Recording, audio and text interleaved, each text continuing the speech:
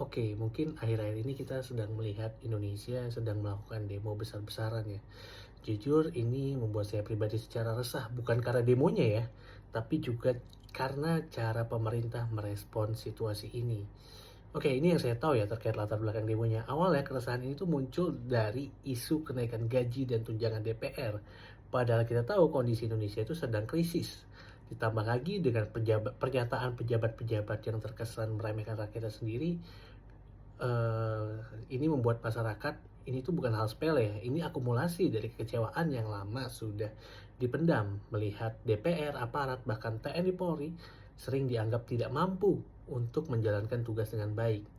Nah, ini mungkin masuk ke puncak kemarahan rakyat. Yang bikin rakyat makin marah itu ya, ada korban jiwa di tengah aksi demo. Salah satunya adalah driver ojol yang sebenarnya dia tidak ikut demo, dia cuma mau nganterin makanannya doang, habis nganterin makanan, tapi malah jadi korban. Jujur rasanya sakit hati banget melihat hal seperti ini terjadi di negeri kita ya. Dan anehnya, setelah itu justru muncul kerusuhan dan pengerusakan di banyak tempat.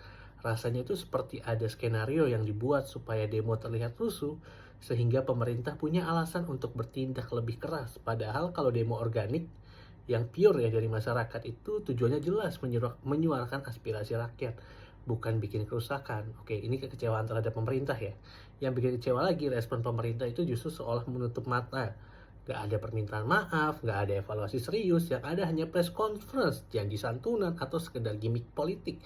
Bahkan presiden sempat mengizinkan adanya tindakan represif dengan peluru. Dan mungkin kalau kita lihat berita sekarang ya, korban-korbannya itu makin banyak.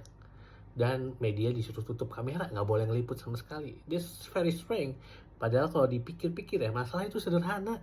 Dengarkan rakyat, evaluasi pejabat yang tidak layak, lalu lakukan perubahan nyata. Tapi kok yang dilakukan malah sebaliknya ya, kayak berat banget gitu loh bertindak benar sesuai dengan aturan yang udah ada. Oke, ini mungkin harapan sebagai warga negara ya. Saya pribadi cuman ingin Indonesia untuk jadi lebih baik. Pemerintah, DPR, dan semua instansi punya kekuatan untuk berubah.